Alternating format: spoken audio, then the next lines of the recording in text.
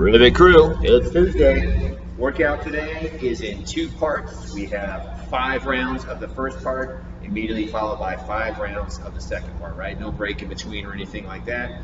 Get all those first 5 rounds done, then move directly into all 5 rounds of the second part. First part, we have some calories on the bike and some chest to bar pull-ups. Calories, 15 for the fellas, 10 for the ladies. The bike should take right about a minute or so. And then the chest to bar pull-ups, sets of 10. And that first part, the goal is to go big on the chest to bar pull-ups today. So this is one of those workouts where I'm going to tell you to try to go big on your sets of this particular movement. Time your bike out, put your effort in your bike in such a way that maximizes your ability to crank out big sets of chest to bar pull-ups in the first part of the workout.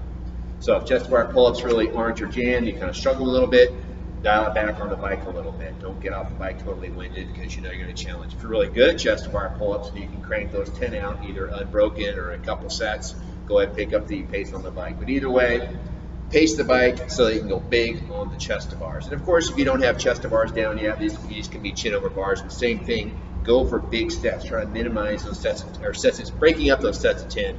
Try to do as few breaks as possible.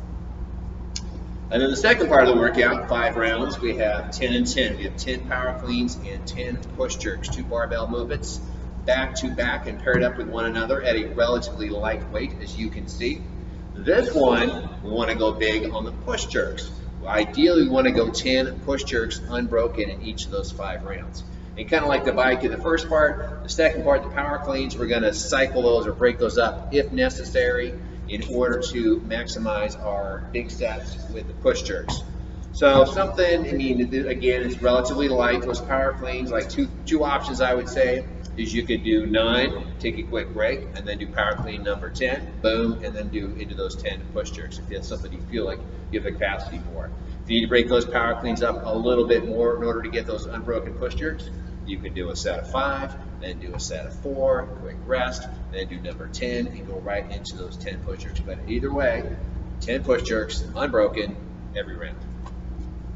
Average time today, probably about 20 minutes or so, anywhere from 15 to 25 minutes, depending on your ability and how you scale the weights and stuff like that. But good workout for you. And then extra credit today is some threshold training. As you can see, you'll have your bike all ready from the workout. And what you're going to do, as you can see, basically I want you to bike hard when it says bike. The first, every minute on a minute times 6, you're going to bike hard for 20 seconds, rest for 40 seconds. Bike hard for 20 seconds, rest for 40 seconds. You're going to have 6 times. Then you're going to rest a couple minutes. Then you're going to do 4 minutes, 4-minute EMOM, where you bike hard for 30 seconds, rest for 30 seconds, right? Bike hard, rest another couple minutes. And the very last one is a 2-minute EMOM, 40-second, bike as hard as you can, rest for 20, 2 times. Threshold training. Going back to workout real quick, I'll give you some movement tips. Do I have time? Yes, I do.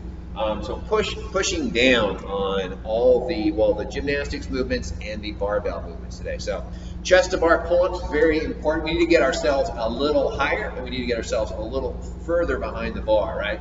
Regular kind of kipping style, we're pulling down, getting that chin over the bar. With the chest to bar, we have to get that bar a little bit lower, so we need to spend a little bit more time pushing down on the bar. This is almost like you should feel familiar from doing toes to bar. So if we can push down on the bar, we actually get our chest up higher and further behind the bar, which makes it easier to actually get that chest into the bar. So push down on the bar before pulling that chest in. The power cleans, right? Well, 2 places to push down on the power cleans. We actually push down on the bar at the bottom and really flex those triceps. It makes sure to keep those arms straight as we come up. We don't want that early arm pull. We actually get a lot more power out of that hip extension, keeping those arms straight. So go ahead and push down on the bar at the beginning of the list, flex those triceps hard, and then at the bottom, or the top I should say, we actually want to let that bar push down on the shoulders before driving back up again. So kind of catch it high up on the shoulders, let it push you down into that quarter squat, hips back, and stand in the top. Third place, I said 2 places, I meant 3 places. The other one is actually pushing the bar back towards the body. So we're flexing those triceps. We're using our lats back here to actually push that bar back towards the body so it stays nice and close as it goes up. We don't want the bar swinging away. And then push jerk. pushing yourself underneath the bar, right?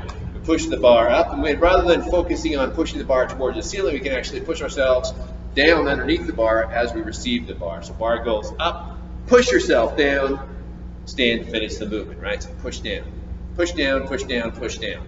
Cue for the day. All right, that's it. Hit my 5-minute mark. Boom. Have a great workout, guys. Talk to you tomorrow.